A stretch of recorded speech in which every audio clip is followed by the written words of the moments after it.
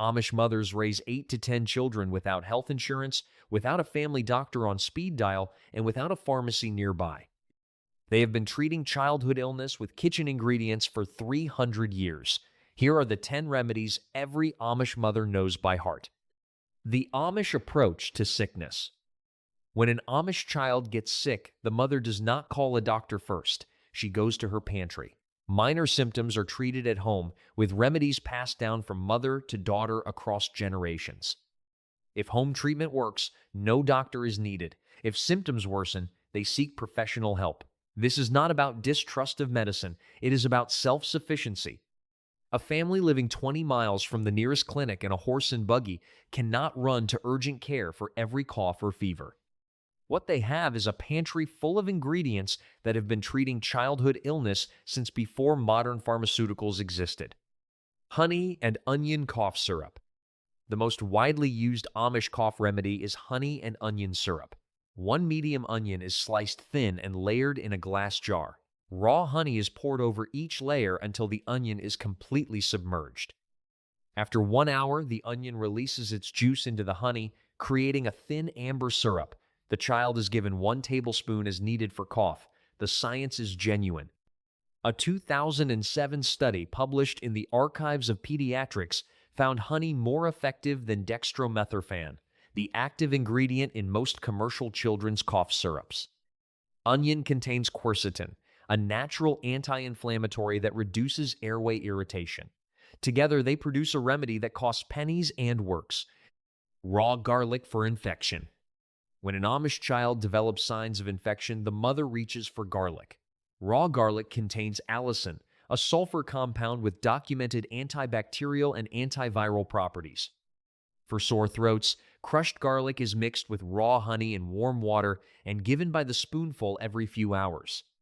For ear infections, a garlic clove is gently heated in olive oil, cooled to body temperature, and a few drops are placed in the affected ear. The antimicrobial properties address the underlying cause, while the warmth soothes the pain. For infected wounds, a crushed garlic poultice is applied directly to the skin and covered with a clean cloth. Apple cider vinegar tonic. Apple cider vinegar is one of the most versatile items in an Amish medicine cabinet. The basic illness tonic is 1 tablespoon of raw apple cider vinegar mixed with 1 tablespoon of raw honey in 8 ounces of warm water given 2 to 3 times per day. For fever, a cloth soaked in diluted apple cider vinegar is placed on the forehead or wrapped around the feet. The evaporation draws heat from the body without medication. For congestion, a small amount added to a bowl of steaming water creates an inhalation treatment. The child breathes the steam under a towel for 10 minutes, loosening mucus and opening airways. 3 applications. 1 ingredient, under $3. Mustard plaster for chest congestion. When a child develops deep chest congestion that is not responding to simpler remedies, the Amish mother makes a mustard plaster. This is one of the oldest documented medical treatments in existence, used by physicians in the 19th century and by Amish mothers continuously since then. The preparation requires dry mustard powder, flour, and enough warm water to form a thick paste.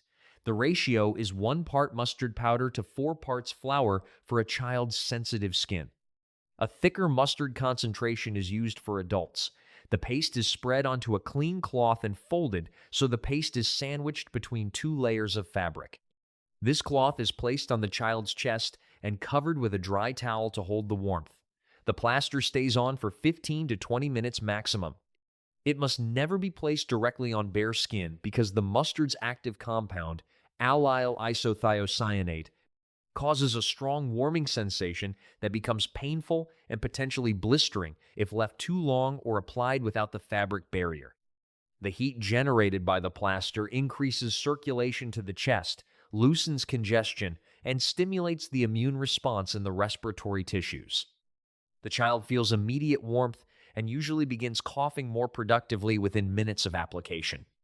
Modern research confirms that heat therapy applied to the chest genuinely improves mucus clearance and reduces the duration of respiratory symptoms.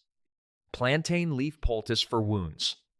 Plantain is a broad-leafed weed that grows in almost every Amish farmyard, along fence lines, and in garden paths. It is not the banana-like fruit. It is a common ground-level plant with oval-ribbed leaves. Amish mothers know exactly what it looks like because they have been using it to treat cuts, insect stings, splinters, and infected wounds since childhood. The preparation requires nothing but the fresh leaf itself. The mother picks a clean plantain leaf, rinses it, and either chews it briefly to break down the cell walls or pounds it with a smooth stone until the leaf becomes a soft green paste.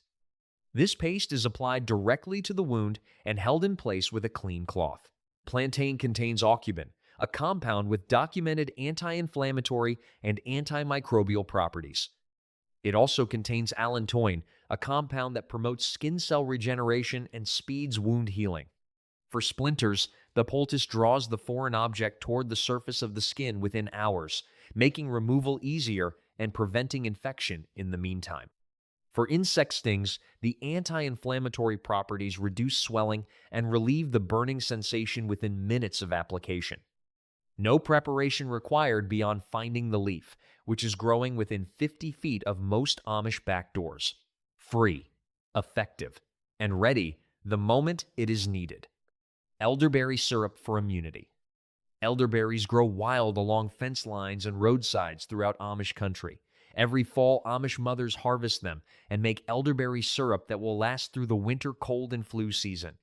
The preparation involves simmering dried or fresh elderberries in water with whole cloves, cinnamon sticks, and fresh ginger root for 45 minutes until the liquid reduces by half.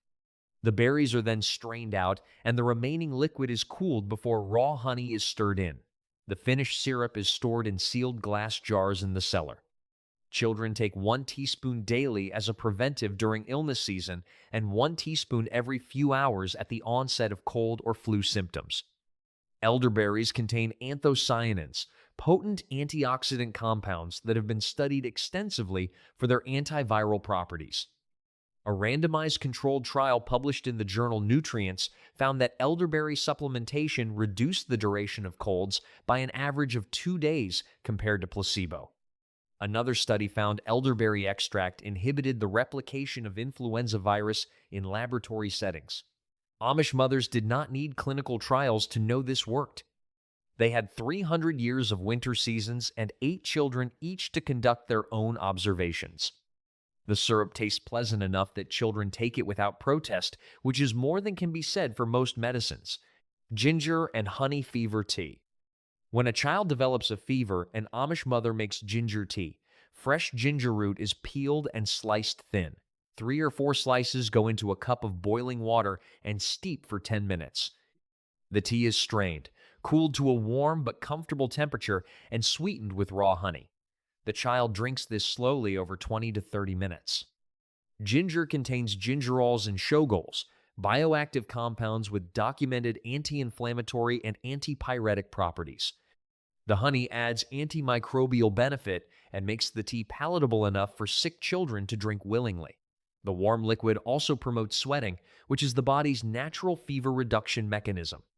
Amish mothers understand intuitively what modern medicine confirms. A mild fever is not dangerous and should not always be suppressed immediately. It is the immune system working. Their goal is not to eliminate the fever, but to support the body through it while keeping the child comfortable and hydrated. The ginger tea addresses all 3 goals simultaneously. It supports the immune response, keeps the child hydrated, and provides enough comfort that rest becomes possible. If the fever rises above a point the mother considers dangerous or does not respond to home treatment within a reasonable time, she seeks medical attention. But for the moderate fevers that accompany ordinary childhood illness, the ginger and honey tea handles it without a single pharmaceutical ingredient. Horseradish and honey decongestant.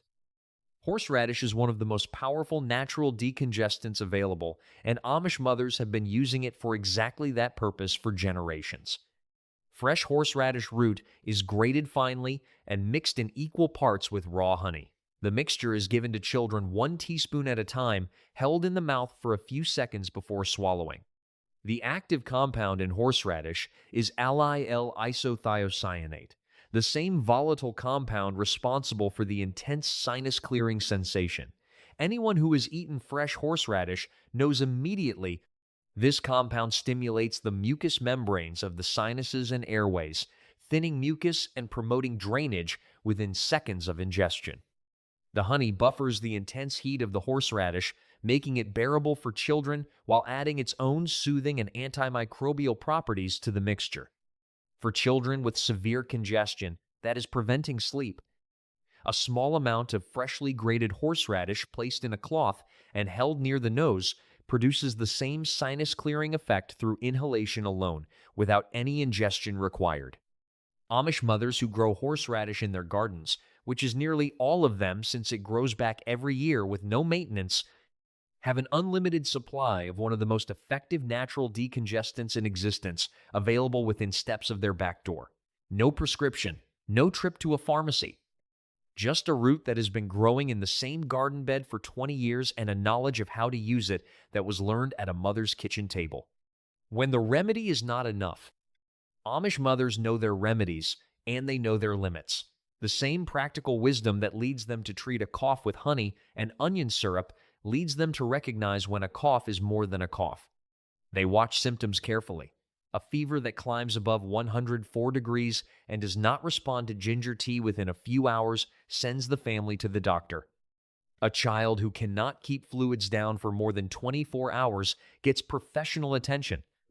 A wound that shows spreading redness, red streaks moving away from the site, or signs of serious infection goes beyond what a plantain poultice can address.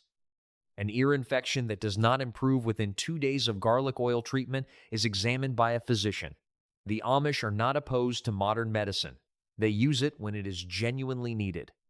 They visit doctors for serious illness, broken bones, difficult births, and conditions that require diagnosis beyond what a mother can observe at home.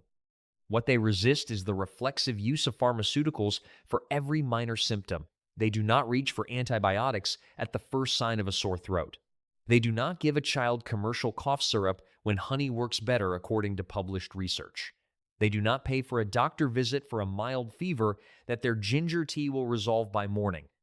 The line they draw is not between traditional and modern, it is between necessary and unnecessary.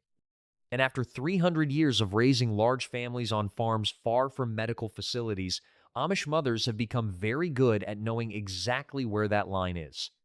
What this judgment requires is something no medical school teaches. It requires daily observation of a child's baseline. An Amish mother who has raised 8 children knows what her child looks like when they are tired versus when they are genuinely ill. She knows the difference between a cough that will clear in 2 days and one that is settling into the chest in a way that will not resolve without help.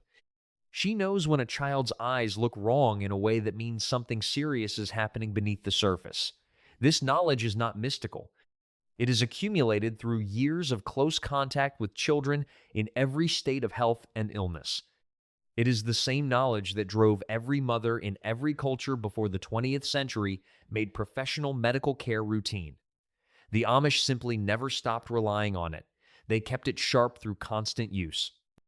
And that sharpness is what allows them to use home remedies confidently for what those remedies can handle, and to recognize immediately and without hesitation when something has moved beyond their kitchen and into a doctor's hands.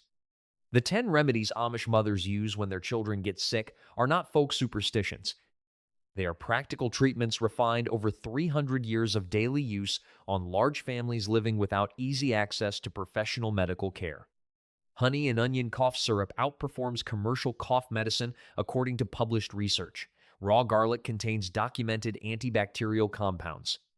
Apple cider vinegar treats fever, congestion, and sore throat with a single ingredient. Mustard plasters have been used by physicians for centuries to treat chest congestion. Plantain leaf poultices treat wounds and insect stings with compounds science has confirmed are anti-inflammatory and antimicrobial. Elderberry syrup reduces cold duration by days. Ginger and honey fever tea supports the immune system while keeping sick children hydrated. Horseradish clears congestion faster than any over-the-counter product. These remedies cost almost nothing. Most of the ingredients are already in the kitchen or growing in the garden. None of them require a prescription, a pharmacy trip, or health insurance. They require only the knowledge of how to use them, knowledge that Amish mothers receive from their own mothers and pass to their daughters before those daughters have children of their own. The modern world reached for pharmaceuticals and forgot what the pantry already contained. The Amish never forgot. They raised generation after generation of children on these remedies in farmhouses far from clinics and hospitals. The children survived. They grew up. They had children of their own. And when those children got sick, their mothers went to the pantry first, because that is what Amish mothers have always done. And 300 years of healthy children is a more convincing clinical trial than most people will ever see.